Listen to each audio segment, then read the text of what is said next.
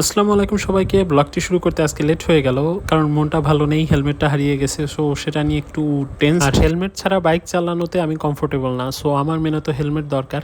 তাই মূলত ডিসাইড করি যে ওকে, যা গেছে গেছে, কপাল ছিল। এখন হচ্ছে হেলমেট কিনতে যাওয়া। সো আউটফিট চেক, আমার পছন্দের টি শার্ট এটা। আউটফিট চেক হলো, মানি ব্যাগ চেক না হলে তো আমি হেলমেট কিনতে পারবো না।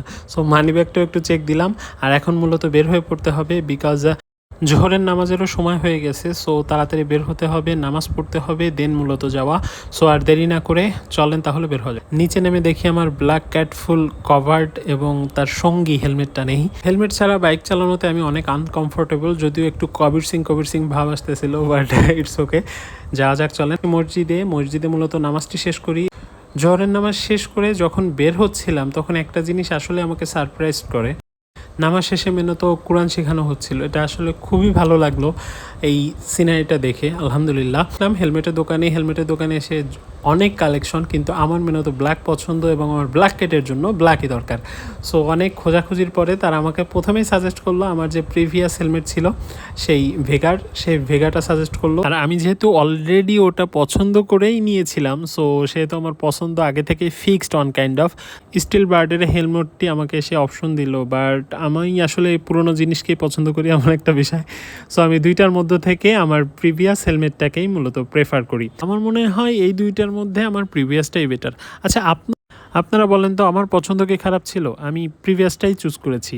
এই হচ্ছে আউটলুক। বাট হেলমেটের ক্ষেত্রে সব থেকে বেশি প্রবলেম হয় যখন রাতের বেলা আলো রিফ্লেক্ট করে সামনের গাড়ির, তখন একটু ঝামেলা হয়ে যায়। সো উনি বললো যে এটা এই প্রবলেম হবে না, এখন দেখা যাক কি হয়। তো হলো, হেলমেট যেহেতু আগেরবার চুরি হয়েছে, সো এবার যাতে চুরি না হয় তার জন্য হেলমেটের জন্য আলাদা লক কিনতে হলো।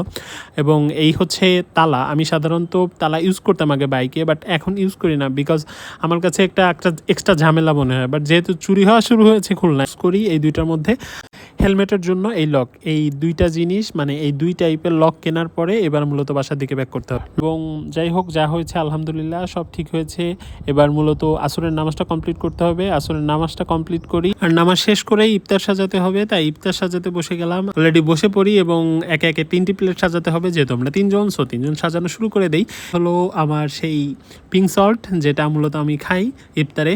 সো পিঙ্ক সল্টটাও গোলায় কমপ্লিট করে ফেলি।